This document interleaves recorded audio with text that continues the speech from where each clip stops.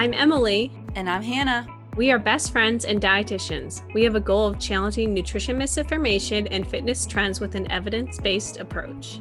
Each episode, we will dish up our thoughts about the latest facts on a popular health-related topic. We're the Up-Beet Dietitians.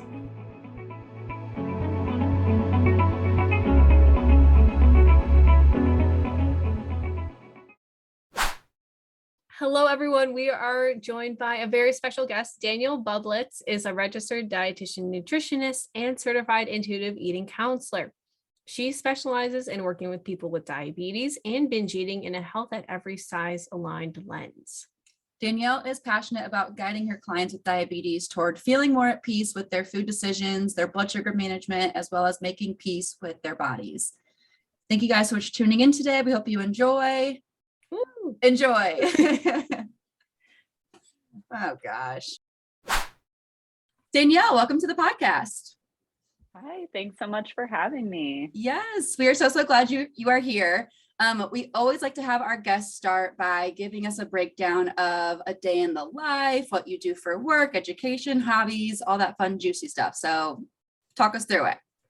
Yeah, so I currently live in Southern California. I'm a registered dietitian. I went to school. I did my undergrad at Chico State in Northern California. And then I did my master's and my dietetic internship at Cal State Northridge. I worked for quite a few years as a clinical dietitian, and I did a little bit of private practice at an eating disorder focused practice. And as of like November this past year, I started my own business, which is Food Freedom Diabetes. It was very exciting because I just have, I'm somebody that's been living with type 1 diabetes for 16 years now. And I could see how problematic and how much diet culture has like infiltrated the diabetes realm. And so it's been my passion to help people. And I've been doing that since November. And I would say some of the things I like to do for fun at this point in my life, I love hiking. I have a really cute Australian Shepherd. We go to the park. She's like my bud. So we just go do stuff in nature, which is great. And when I'm at home, I'm watching all the Disney stuff. I'm watching Star Wars. So kind of like love that stuff too. So relaxing and then being outdoors are like my jam. Sounds like you, Emily. I know, I was going to say, I feel like we're best friends. Yes. I love this. And we were already friends before. We were Yeah, TikTok friends. Now it's official. Now it's official. We're officially best friends. Yes. Sorry, Yes. I took over. Yeah. That's all right. You can be the new co-host, I guess. You're now the official third co-host. Perfect. I'm ready. I am so excited to have you on here. I feel like I just see so much about diabetes online, and every time I'm like, no. And then I'm like, I must refer. And I always think of, I think I've tagged you in a couple of things, TikTok definitely, but people, it's wild. The fad diets and like diet culture-esque recommendations I've seen with diabetes. I'm like, oh my gosh. It's insane. It's problematic for sure. Oh, and you would not realize it either. It's like, I think I honestly didn't see how bad it was until I had like pursued my own journey with like intuitive eating and working on, recovering from binge eating. It's like, I just didn't see how problematic it was until I was on the outside looking in, like, oh, this is a dumpster fire. Yeah. That's the perfect descriptor. Yeah. Yeah. Well, this is our first time on the show talking about diabetes. So would you please do us the honor of kind of walking us through like what diabetes is, the different types, what causes it, how's it diagnosed, all of that kind of big picture stuff? Yeah. So with diabetes, either you are somebody whose pancreas no longer produces insulin. And so for somebody with like a normal functioning pancreas, your body, you eat the food, the carbs, they break down into glucose, and your body produces insulin, a hormone that's going to bring the blood sugar into the cells for energy. When you have diabetes, either the first one, your pancreas is no longer making insulin, therefore that blood sugar is just staying in the bloodstream, or your insulin is not being used efficiently. So that can be more of like an insulin resistance. So there's kind of like those two, but there's actually quite a few types of diabetes that aren't talked about enough. So I kind of want to give a little spiel on that as well. So type 1, that's insulin dependent. So you need to take insulin injections or have a pump. Type 2, you struggle with insulin resistance. So usually treatment for that is taking medication that can be helpful to make the insulin go into the cells easier. There's also type 3C diabetes. I'm not sure if you guys have heard of that, but like tiny bit. Okay. So a lot of times if somebody goes through like pancreatitis, really long period of time, or has like their pancreas removed, they may end up developing type 3C, and they have to take like pancreatic enzymes and insulin. So that's another form of diabetes. Another one is called MODY, which is a genetic mutation. And with MODY, what's interesting is, your body's still producing insulin, but not a lot. And sometimes they have to be on like multiple treatments. So that's an additional one. And then there's also LADA, or type 1.5, which I feel like I learned about in school a little bit, but that is like an onset that happens later on in life. Like you could be diagnosed in like your 30s, and it kind of seems like type 2, but over time, the person will need to take insulin. Like it's a for sure, you're going to need to take insulin later on, but it's a very slow progression of diabetes. So I think it's important to recognize that there's more than 2 types of diabetes. And as you can see, there's all these different things happening in the body that make it complex. And to give you a general idea of like how people get diagnosed, when you get your blood work done, a hemoglobin A1C test, which essentially it's just like a 3-month average of where your blood sugars have been at. If that is greater than 6.5, that is in the diabetes range.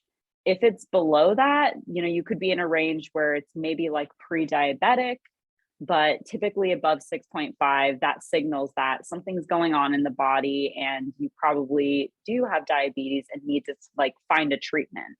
Thank you for sharing all the different types. I'm sure you know more than I do that people always assume it's just the 2. And I think they even kind of maybe don't even know there's 2 different types and kind of just like generally say, oh, you've got diabetes. And they kind of just make general claims about it when there is so many types, so many causes. It's way more than just the 2 types. So thank you for sharing all that. Yeah. And I think too, like there's a lot of stigma behind diabetes in general, and so much like misunderstanding where people assume like, oh, did you get the good type or the bad type of diabetes? Like, did you get the kind that you should have controlled? And I hate that question so much. Makes me so angry. Well, I'm sure your clients love having you as someone who goes through this on your own, you experience it. I'm sure they totally appreciate having someone who is kind of in their shoes in some certain ways. I think like we had Jamie on, a bariatric dietitian, and she was discussing how her clients like totally resonate with her too, because she's had the surgery. And so it's just everyone's on the same page. So I'm sure that your clients just totally love being heard in that way. Yeah, it's kind of feels like an instant connection in its own way, because it's like we both have this experience. I think a lot of people in like eating disorder recovery, when they work with, a team that has also experienced, there's like this connection of like, okay, you understand it on a different level. Not that someone that doesn't have diabetes can't be an excellent dietitian for them, but I think that level of like, I literally also struggled with that yesterday. I think that it brings this connection. Yeah.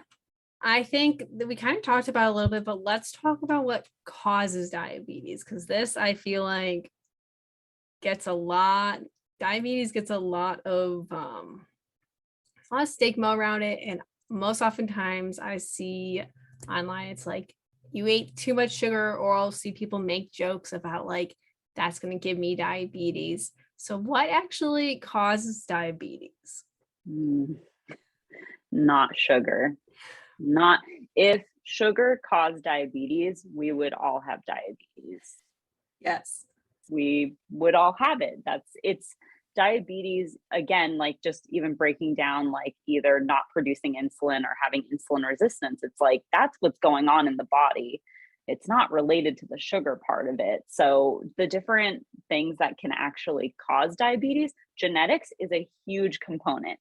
If you have somebody in your family that has diabetes, there is a high likelihood that you could get it later on in life, or, you know, depending the type, like you could have type 1 diagnosed at a young age. So it could depend, but that genetic component is very strong. So genetics, family history for sure, ethnicity, race, comorbidities, like people that have PCOS tend to be insulin resistant, and that can build up and they could potentially get type 2. Not their fault. It's just, you know, something that happens in the body. And same with like hormonal diseases like hypothyroidism, cystic fibrosis, medications, like people that have to take long-term steroids, they get steroid-induced diabetes. Also not their fault. Do you see this pattern of all these things that are truly out of someone's control, and not related to the food you're eating? Yes. Yes. I feel like we already debunked the big myth of like sugar does not cause diabetes. That's not how it works. But let's go into a few other myths. I feel like there are so many. So I guess with the whole sugar thing, kind of part 2, a big myth is that those who have diabetes should avoid carbs in general, including sugar. Please debunk that for us. Oh yeah, I think so. TikTok is a very still very new realm for me, and I love some of the feedback I get from people. People get so salty. Yeah, so people with diabetes, when you're in general, people need carbohydrates. Carbs are our brain's primary fuel source. I know that you guys know this. This is probably your anthem, but when we're not getting that primary fuel source and we rely on things like the keto diet or super low carb, that's not going to give us the energy our brains need. And then if you have diabetes, that could cause your blood sugar to drop. And then, when you're feeling like you have a low blood sugar, you also feel very hungry. And so it's kind of setting you up for this binge cycle where it's I need to get something right now. Well, now that my blood sugar is low, I'm going to grab a ton of one specific food. So it's kind of sending you in this roller coaster, versus if you were to allow yourself to have carbs, you could fuel your brain properly. You could make sure your blood sugars can stay stable, and you're going to reduce those binge episodes. So not a fan of no carb in the diet. It doesn't work.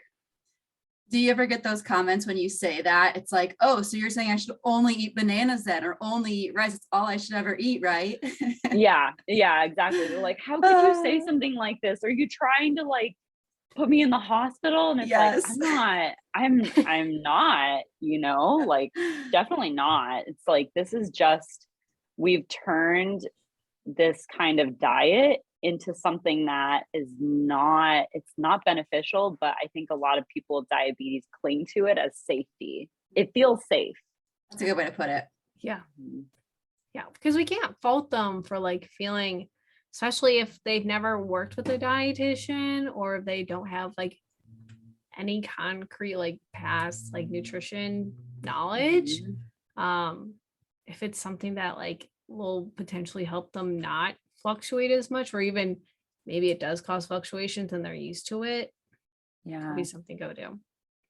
I think something with low carb and keto that gives a lot of people with diabetes this safety feeling is that you don't have to carb count much. numbers aren't involved. It's pretty predictable, like what could happen. Whereas when you kind of step into, okay, I'm going to try adding, some bread on my plate. I'm going to try having a bowl of cereal. That seems risky to somebody with diabetes because, again, our bodies are not utilizing the pancreas the way we want to, the way a normal person would. And it doesn't mean that it's impossible to have those foods. It just means that it's going to take different tools in your toolbox to figure out how to make it work for you. Yeah, it's just a different approach to eating those foods than someone who doesn't have to worry about that piece of it. Well, let's talk about the elephant in the room, which is weight loss. I'm excited to debunk this with you. I think the big myth, kind of our third and final myth on our little list of myths here, is that weight loss cures type 2 diabetes. What are your thoughts on that one? Yeah, so I actually wanted to send you guys a link afterwards from Reagan Chastain. She's a researcher and she has a really great article just about like weight loss surgery and weight loss with type 2 diabetes. And again, I think how it's promoted is like you could reverse your diabetes. But here's the thing, you can't reverse diabetes no matter what type. You could go into remission, which means that your A1C would go below that 6.5 level without medications. That means your body did that on its own. That might work for some people. It's not everyone's journey or experience with diabetes. And, when it comes to weight loss as the goal for diabetes management, it just sets you up to really form disordered behaviors around food. It leads to weight cycling, which also puts a lot of stress on the body, also can elevate your blood sugars. And with like weight loss surgeries in specific, the research is really biased because they're saying like, oh, we're gonna help reverse your diabetes by amputating your stomach. It's like, well, that has its own risks. That has, risk for malnutrition and, the nutrient deficiencies. It doesn't guarantee that your blood sugars are going to be perfect. It just, at first, you're going to have to adjust to this new life of very small meals. So sorry if I just blabbed all that, but it's just not sustainable. And I always try to shift people, like the clients I work with, I try to shift their focus to health promoting behaviors. Like, what are things that we can work on that are going to be healthy for you? Because weight's not a behavior. Yes, exactly that. I want to like put weight is not a behavior in a big bold box all over the internet. I know. But yeah, it is. There's such a focus on weight loss, especially with type 2 diabetes. I think it goes like both ways where people think weight gain is like the main cause of type 2. And then also weight loss is the way to get you back. Yeah. And people in like all size bodies get type 2 diabetes. It really, there was another study I was reading a while ago that it was just kind of fascinating that a lot of people that are in like smaller bodies don't get diagnosed in time usually because the doctor doesn't assume that they might need that type of test. Like everyone should have their A1C checked. I think everyone yearly, if you're already going to be like taking my blood and checking for other things, you should throw the A1C on there. So it's like doctors will prescribe weight loss for someone with type 2 in a larger body, but with someone in a thinner body with type 2, they get medications. So why don't we treat them the same and give the person in the larger body medications, That is such a good point. Yeah. Yes. I hadn't even put that together. Like those in smaller bodies who have type 2 getting totally different treatment than those in larger bodies. Wow.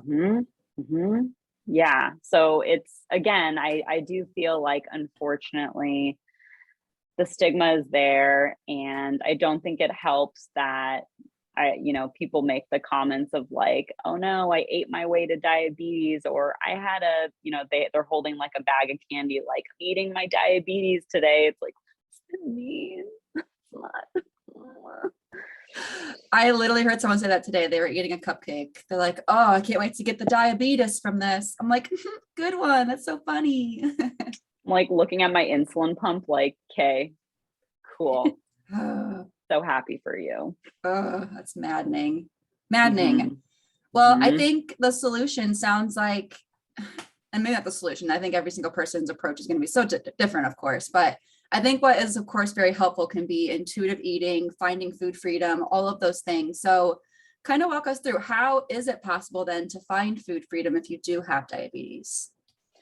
Yeah. So typically I always recommend like the starting point isn't to like full on jump into intuitive eating, because I think that there's a lot to work on. There's the beliefs you have around food. There's the beliefs you have around like diabetes, around your worth. Something I see so often with my clients, like across the board, is that there's so much shame. Like some of them haven't even told some of their family members they have it. Some people don't bring it up that they have it at work. It's like people don't want to talk about this, but that also kind of hinders the care that they can get. It's like they're scared to make appointments. They're scared to do things. So I try to really focus and help them to feel more empowered by explaining actual causes of diabetes, actual treatments, tools that we can use. And from that point, as they're getting this understanding, we start moving into, what do their meal patterns look like? Can we eat consistently? Which, people demonize snacks, but snacks are amazing for stable blood sugars. Like they're the best. Awesome. So focusing in that way as you move into intuitive eating, really building a foundation and moving up so that the person feels confident, can reduce that shame, and can find tools for blood sugar management. That is such a good way to go about it. Mm-hmm. I do not specialize in diabetes at all, but I feel like everything you're doing is the best way to go about it. Thank you. Because that's like so true that people should know if someone has diabetes in case something happens. Like my diabetic friends, I know to have things on hand in case something happens. Mm-hmm. And especially if you're at work or you're not able to snack and something happens, you need to have the people around you supporting you. But there is so much of that stigma around diabetes that can make it so challenging for people to want to reach out for help. But there needs to be more education on the causes, because I feel like that's one of the biggest things where people just think people are like, oh, you eat really poorly, that is why you got diabetes. Exactly. And then they don't feel safe. Again, it's you don't feel safe to tell people what's going on, because it's you feel like you're going to get judged, or they're going to ask you, what are you eating? Why are you doing that? You should try keto. I think I actually heard that one of my friends was telling me about how they were eating a cupcake, and someone was like, should you be eating that? You're diabetic. And they've had diabetes their entire life, and they're like, I think I know what I'm doing at this point. Did you guys, to go back to TikTok trends, did you guys see that one duet of that guy? I don't even know what his name is, but he's gets all his information from Facebook, but he grabbed a chocolate bar, was like, if you have diabetes, you shouldn't. I don't know why I'm making him sound like a grandma, but it's you shouldn't eat this. And then it was this train of people with diabetes eating chocolate. It was my favorite thing. That's amazing. That's amazing. Yeah. We're fighting back slowly, but surely we are fighting back. Okay. Good. Fighting the good fight. Chocolate back. Yeah. I'm sure that was the best space for anyone who's has diabetes or is and they're like, oh my gosh, look at all these people also me, but they're eating chocolate. Yes. Yeah. Because again, it's we keep promoting this message that certain foods are not allowed for people with diabetes, and that you should have lost weight, or you could have prevented it, or, you know, it's like all the different reasons that don't validate your actual experience and what happened to you. So yeah, I'm really happy to see that, like, at least recently, the diabetes community has been a lot more like fighting back for some of this nonsense. Good. We need more of that energy online. Yeah. Yeah, I know. It's Yes. tough out there. tough for dietitians for sure. Yeah, people are very strange, and people also tend to take anything you say. It's like, I think what Hannah was saying, it's like you could come out there and say like, I really enjoyed this bagel today, and you'll get like 10 comments that like, are you saying? And it's like, oh my gosh, just eating a bagel. Literally, the bagel specifically is so triggering to people on TikTok. If you eat a bagel as a dietitian, people lose their minds. Yeah, it's wild. It's delicious too. Like, why are we hating on this delicious carb? Come on. Beats me. Yeah.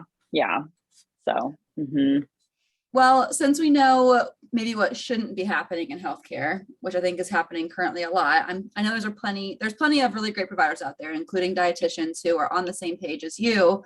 But I guess the question is, like, what should the standard be for providers, especially I think like medical providers, for working with those who have diabetes? Like, what kind of care should they be providing?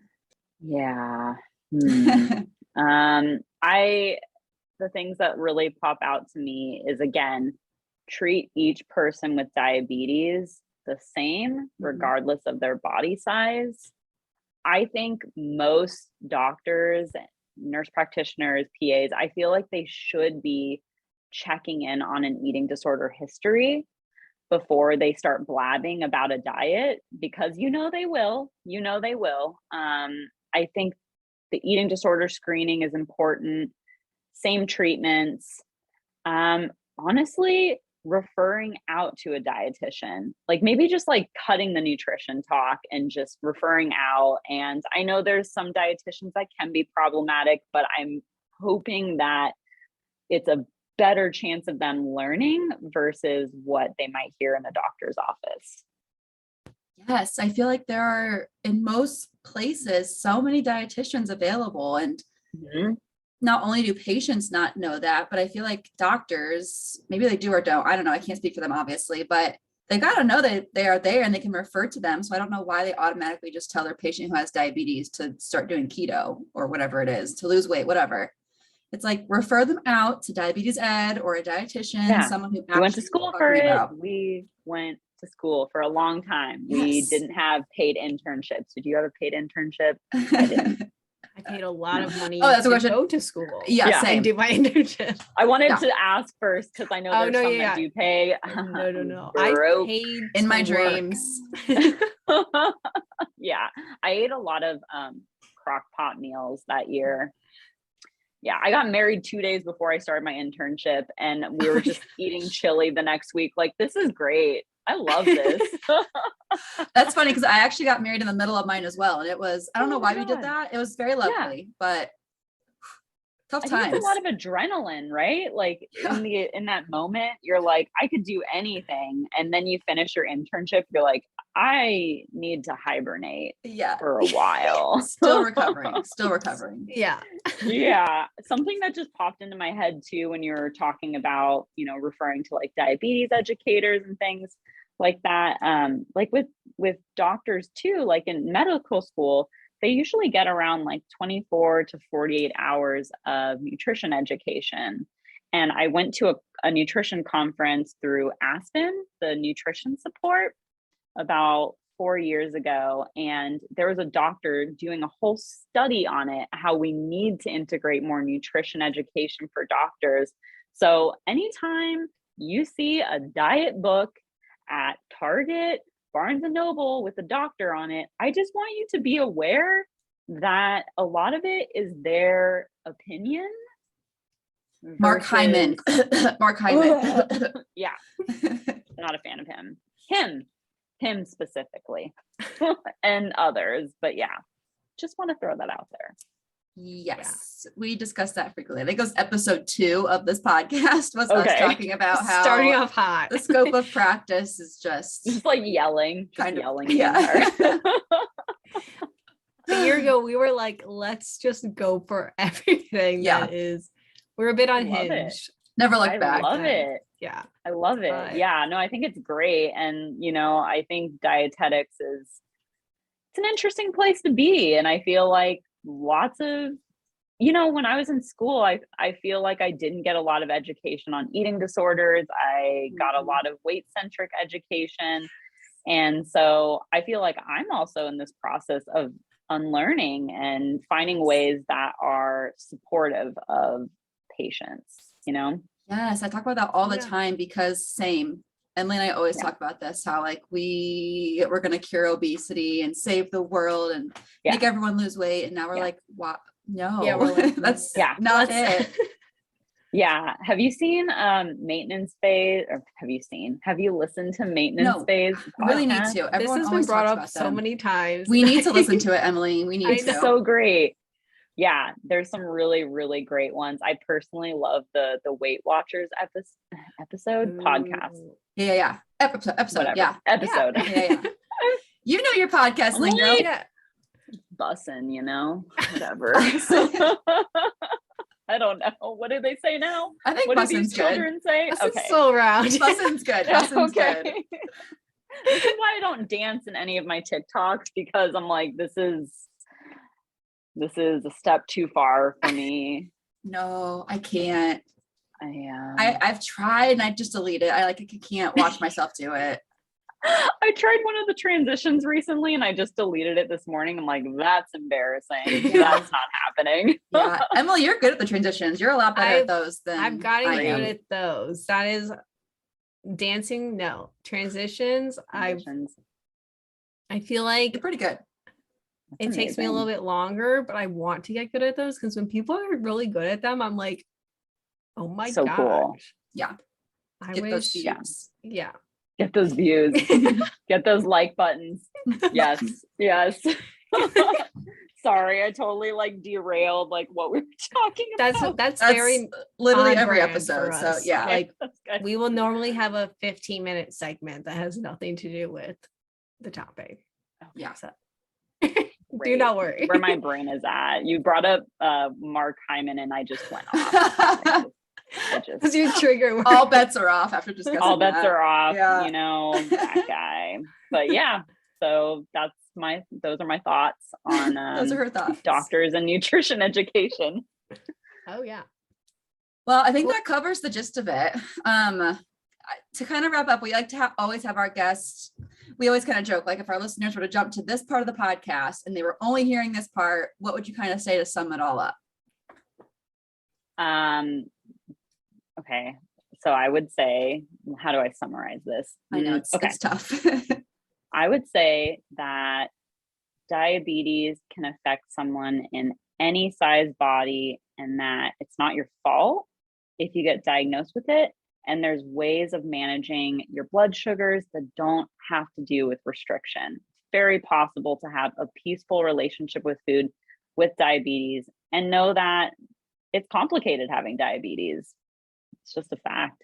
Yep. That's it. Yep. The end. The end. And that's all they need to hear. Yep. If you guys just tuned in, welcome. That's all there you we need go. to know. Thanks for skipping to the end. Yeah. Boom. Cool. So now the fun part of, not that this has not, this is I'm having a blast. This was a great time. Me too.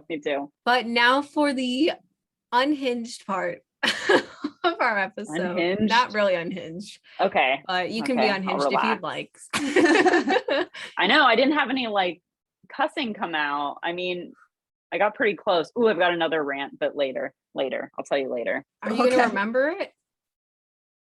I'll remember it. Okay. I'll remember it. I'm going to write it down. Go Don't on. you dare question her memory, Emily. Sorry. I just want to make sure. I feel like we could talk a lot about this bonus question, so I don't want you to forget if it's actually relevant. It's on my paper. It's on my paper. Okay. So now everyone's going to have to listen to the bonus question to hear what your other rant is. So That's actually a good strategy. We should always do this. But wait, there's more after the bonus question. After that. Yep. Yes. Okay. So our bonus question, we always like to have this at the end of our episodes where it's just a time to kind of share your opinions, and we don't really debate. We just kind of share what we think. Yeah. So It's riveting. very exciting. Love it. Our question today is, what is the best movie theater snack? And we always let our guests go first. So I did think about this a lot, it's a very tough question. My mind wants to say popcorn, but my heart says those cookie dough bites that you would get. Do you remember those? Yes. Those are so I feel like good. that's the one. I forgot what they're called, but those. Oh yeah, those are so good. Oh yeah. Mhm. I think they might be called cookie dough bites. I think that's what they're Okay. called. Yeah. Just cookie dough They're bites. very Yeah, well named. those. Yeah. Straight to the point. Good marketing. Marketing did great. Yeah. They need to raise in the marketing department over there. Yeah. Well, Those are so good. they're so good. Emily, you go ahead. I want to hear your answer first. So mine, I feel like I'm making my own question because there are no rules in the bonus question world. Unhinged. Mhm. And I'm going to do a combo because this Okay. is what reminds me of childhood and going to the movies. My answer is popcorn with an disgusting like amount of butter on it. Like Yeah. enough where like it's not like it's unhealthy. It's like, why would anyone put that much on it? It's like Are you good? popcorn with a It side is of soggy. Are you okay? Yeah. yeah. Is this soup? I'm not This is okay. soup. But like insane amount of butter with a blue raspberry slushy. Ooh, the slushies. Oh, That what is about the my slushies? Mhm. Forgot about slushies too. Yeah. Yeah. That's a good one. That That's is a a good really good answer. I don't know one. if you call that a snack. My snack combo. It's like refreshing because you have the kind of salty and then you have the sweet and it's icy. I like Yeah. that. Yeah. Yeah, it's a great combo. Well, I was gonna say a combo too because, gosh dang it, I can. I'm a big fan of the sweet and Unhinged. savory. Unhinged, just the Unhinged podcast. Yeah, sweet and savory is kind of my jam for like any kind of snack. So definitely popcorn is like my savory, and I also I love the butter a lot. I don't know. We'll have to like go to the movies, Emily, and see. I'm like nervous about your level, and I'm kind of just wondering if it's actually like a crazy amount or you're just being dramatic. We'll have to go for sure and see. Be both. It could be both. I don't ever know with you. Because I also love butter, but I wouldn't describe it as disgusting. But maybe our like, what's the word? Never mind. Doesn't matter. It doesn't matter. Threshold? No. Threshold. Thank you. Perception? Yes. Oh, That's wow. perfect. Mind reader. Yes. Thank Perfect. The threshold could be different for the two of us. But anyway, popcorn for sure. Lots of butter, very salty. And then something sweet, which I forgot about slushies. I didn't really have a sweet component, but I like to have like either a slushie or maybe like a diet soda because I love a good Diet Coke. If they have like the Mhm. machines of all the different ones, I'll do like Oh maybe yeah. like a ginger lime Coke or like a cherry Coke, something like that. Ooh, cherry Coke's so Yeah. good. And then Yeah. maybe if I want like some candy, I might do something chocolatey, like what are the ones that get stuck in your teeth? Milk duds. Some milk Milk Duds. duds. Yeah. You don't like those, Emily? Good. Oh my gosh. can't- Well, why? Because they get stuck in your teeth. That's probably why. Yeah. Okay.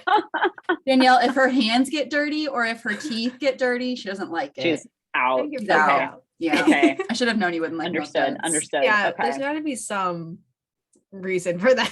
You use a spoon for your soup popcorn. I feel like you would not like you getting your hands dirty with your popcorn. No, I hold it and I like stick out my Oh tongue. my I'm like, God. You know what? We're not going to the movies together. I take it back.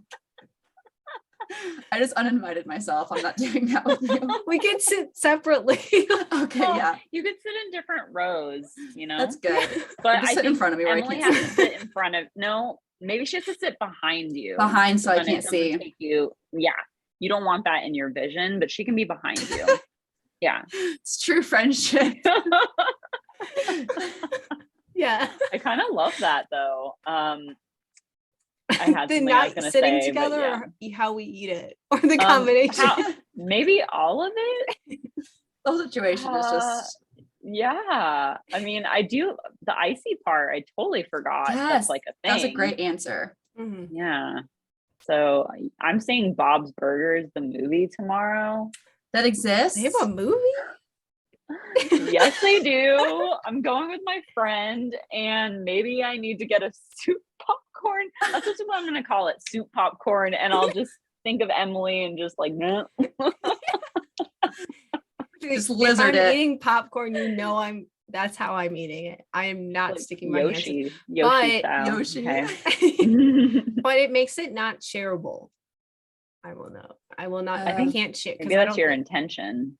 Not share it. I'm not upset about it. You don't want this. Or maybe you do. Well, this is amazing. I just forgot that not everyone can see us. If you're not watching this and you're just listening, we are Yoshi-ing right now. I forgot we're doing a podcast, not like an audio or visual thing. Yeah. This is a small rant about the prices of food recently. This is not related. Oh, yeah. But did you guys ever have it at movie theaters where you could get unlimited refills of slushies? Yeah, don't they always do that? And like popcorn Is that and like still a thing? So. I haven't gone to a movie since like COVID. I've never figured it wasn't a thing just because I don't think everything's expensive. Mm-hmm. But I remember when I was a kid, I used to finish an entire slushie before the movie started. Yeah. Were you just like what freezing about going cold? to the bathroom? Yeah. I don't know. I had a bladder of steel, I guess, like when I was a kid. shaking in the corner with their popcorn. It's like in someone's peripheral, they're like, someone's like violently shaking near me. And likes to bring a blanket to the movies because she just gets so Wow. cold. Wow. I haven't had that experience, but I'm not saying it sounds like a bad one. No. No. As a kid, that's the dream, being able to just like chug a slushie. Oh yeah. Yeah, totally. That and pixie sticks. Yes. Pixie sticks were life. Yeah. Yes. Mm-hmm. I don't know if they had those at the movie theater ever, but that was like one of my favorites. So they'd probably be hard to clean up if they ever got spilled. Just like little dust things everywhere, sticky. Ugh. Yeah, that's a good point. Mm-hmm. Like from a business standpoint would be very wise. It wouldn't be the best choice. Yeah. Yeah. Okay, what was your thing that I already like almost forgot about? Oh, do I have time? I can make it quick. This is our podcast. We make the rules. Okay. So you see this thing that I'm wearing, CGM, continuous glucose monitor. I keep getting ads on Facebook for this company called Nutritionist, and they are a weight loss company that is marketing CGMs for people without diabetes for the purpose of weight loss. And it drives me bonkers. Like, I feel like it's one of the most annoying things to have happened because, first of all, a lot of people with diabetes can't get a prescription to cover getting one of those. And this is like life-changing for me. Like, I can look at my readings 24 hours a day. Not that I'm even awake, but you know what I mean? Like, it's there. And so I saw a video on TikTok yesterday where I get all my juicy feeds that make me upset.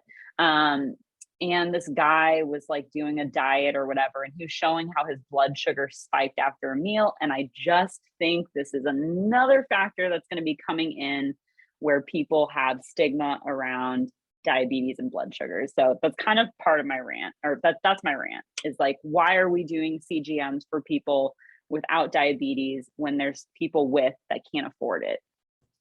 Yes, I've seen those too. Those ads for those. And I'm like, of course your blood sugar is going to spike when you eat. Like, that's just how bodies work. I know, your body's doing its thing. So it was just a huge annoyance for me to see that the other day. I was like, really, we're doing this now? Like, come on. Ugh. Like, we already had keto. Going.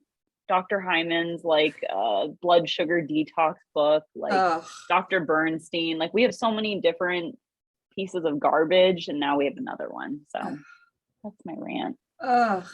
A very valid rant. That's, Oh yeah. it's just so dumb. Especially That's from very like the dumb. accessibility standpoint of Mhm. like, this is like helping keep you alive. And Yeah. then there are people that like don't need it, but for Mhm. weight loss, they need to track their blood sugar all the time. It's definitely Okay. creating food fears, you know, because it's like if Yeah. they notice their blood sugar, God Oh forbid, my spikes up gosh. to like 110, you know, like then they have to cut out whatever food they were eating. So it's an interesting one. Mhm. Another diet culture fad. I know, super great. Ugh. Now Gross. we can prep. We'll Very mentally gross. prep.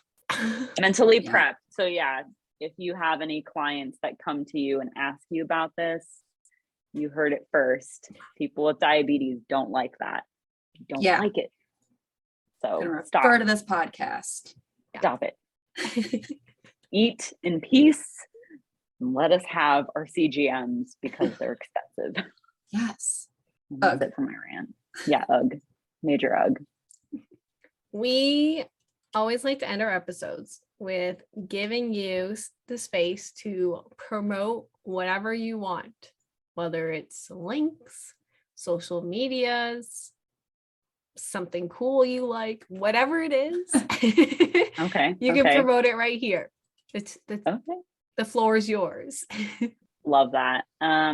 So if anyone wants to follow me for more like topics around diabetes and blood sugar management without restriction, I'm at Food Freedom Diabetes on Instagram and TikTok. Those are like my two main areas. And I also have a group that's launching mid-July. So if that's something that someone's looking to try, you know, to be able to learn how they can balance their blood sugars, you can click the link in my bio, both on TikTok and Instagram. That will be perfect timing. This episode comes out early July, I think. So that'll be yay. That's perfect. awesome. Okay. Love it. And I'll send you guys some links to like Yes. the Reagan Chastain link about weight loss surgery and diabetes and just some other info that I think is really cool. Absolutely. Yeah. Will be in the description for you guys. Yep. We have this other running joke, Danielle, where somehow, I guess I can just do it, Emily, but Emily always gets caught doing the outro, and we also struggle with that. For whatever reason, we've been doing this for like, what, 50 some episodes now, and we like cannot do an intro or an outro. It's just the whole thing. I know. I can understand that. It's so tough for some reason. It's hard. Yeah. All right. Thank you, everyone, for listening to today's episode. Thank you, Danielle, so much for coming on here. I'm sure we will have you back because there's so much about diabetes. So it'll be good to chat about it again. If you have any questions or want or have diabetes and you want to work on your relationship with food and don't really know how to manage it, definitely go check out all the links we are going to attach to the bio. But yeah, we will see you guys next week. Otherwise, have a great rest of your day. Yes. Thank you again, Danielle, so much. We will see you guys next week. All right. Thank you for having me. Bye. Bye. Thank you so much for tuning in on this episode of the Up-Beet Dietitians with your hosts Emily Krause and Hannah Thompson. We appreciate you all so much for continuing to support us. In order to support us and sustain the success of this podcast, please subscribe and leave a rating and review. If you'd like to provide us feedback for future episodes and guest stars, follow us on Instagram at the Up-Beet Dietitians. Lastly, you can show us support by providing a monthly donation using the link at the end of our bio. Once again, thank you so much for listening today, and stay tuned next Wednesday for a new episode. Until then, we hope you have a wonderful rest of your week.